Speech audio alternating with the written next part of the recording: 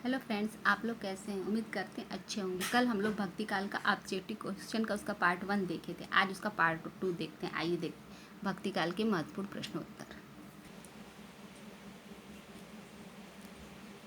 रामानंद ने किस पुस्तक में अपनी पूरी गुरु परंपरा का उल्लेख किया है? आनंद भाष्य, पंचस्तवी, सहस्त्रगीति, रामार्चन पद्धति। बताइए। इसका आंसर होगा रामार्चन पद्धति। रामार्चन पद्धति में उन्होंने अपनी पूरी गुरु परंपरा का वर्णन किया है। दूसरा प्रश्न देखते हैं। सिकंदर लोदी ने किसके कहने पर कबीरदास को जंजीर से बांधकर गंगा में डुबाया था? गुलाम हुसैन, मोहम्मद शाह, शेख तकी, शेख फिदा हुसैन।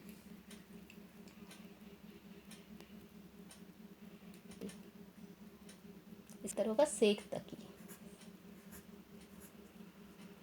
अगला प्रश्न देखते हैं। मोहिका हसेसी की कोहराही किसने किससे कहा था? केशवदास ने अकबर से, तुलसीदास ने अकबर से, जायसी ने शेरशाह से, सूरदास ने वल्लभाचार्य से।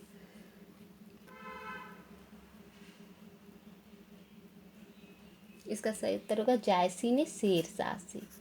जायसी थोड़ी काने थे और देखने में कुरूप थे।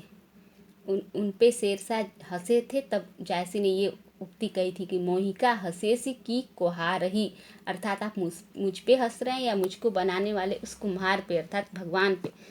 तब शेरशाह ने उनसे क्षमा मांगी थी। अगला प्रश्न देखते हैं। ओम जय जगदीश हरे की आरती की रचना किसने की है? श्रद्धाराम फिल्लौरी, राजा शिव प्रसाद, शिवानंद या हरिहर स्वामी। बताइए। इसका सही आंसर होगा श्रद्धाराम फिल्लौरी। अगला प्रश्न देखते हैं। नानक दर्शन का सार तत्व है? आशा दीवार, रहीरास, सोहिला, जपुजी। बताइए। इसका सही उत्तर होगा जपुजी। अगला प्रश्न देखते हैं। तुम जिन जानो गीत है यह निज ब्रह्म विचार किसने कहा है? कबीरदास, रैदास, सूरदास, तुलसीदास। बताइए।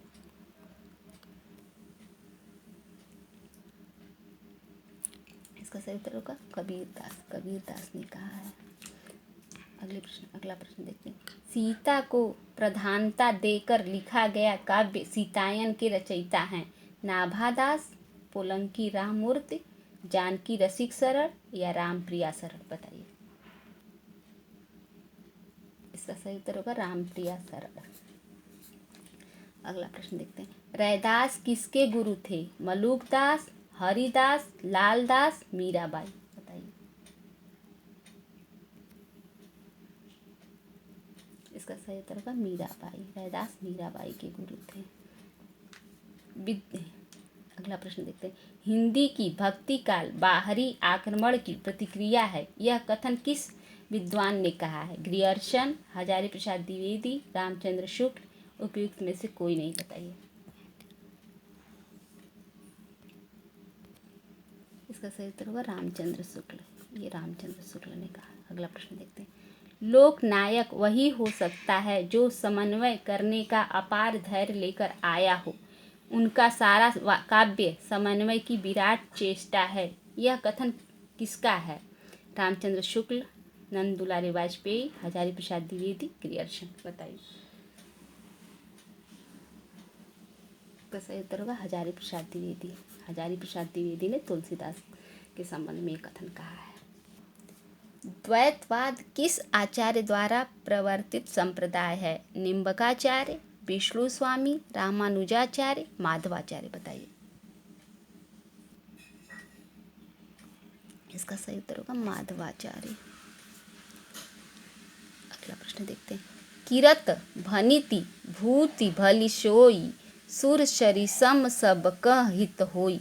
तुलसीदास की इस पंक्ति में कौन सा काव्य प्रयोजन स्पष्ट है? यश की प्राप्ति, स्वांत सुखाय, लोक मंगल, धनार्जन। बताइए।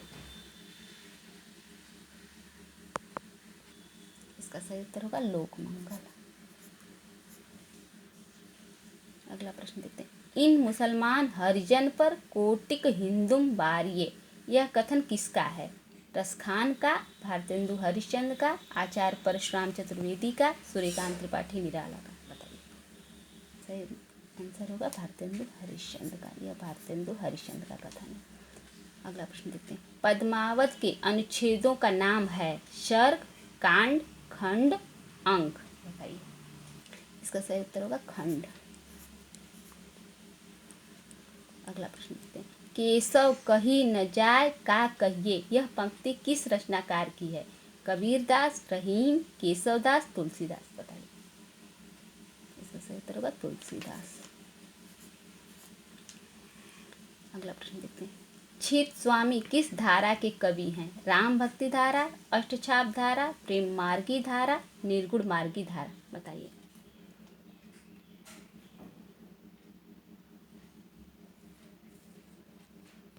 आंसर होगा अष्टछाप धारा।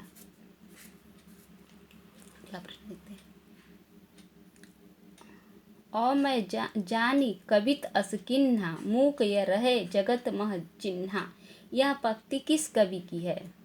तुलसीदास, जायसी, कुतुबन, मंझन।